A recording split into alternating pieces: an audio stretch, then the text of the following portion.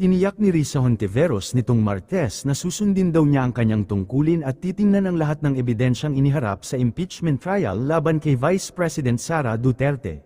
Binigyang diin din niya na hindi siya magiging bias laban sa Vice-Presidente, matapos siyang ituro ni Duterte bilang halimbawa kasunod ng mga panawagan para sa mga senator judges na mag-inibit sa paglilitis kung mayroon silang mga bias sa pamamaraan. Si Risa Hontiveros na nagsabi sa isang public speech na dapat burahin, wasakin, gibain ang pamilya Duterte, tapos ngayon sasabihin patas siya, sabi ni VP Sara noong Lunes.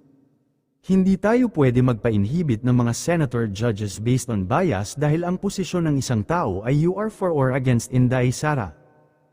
Kung ganoon ang ating basehan sa inhibition, dapat nating ipa-inhibit ang mga senador na may bias laban kay Sara Duterte, dagdag pa niya.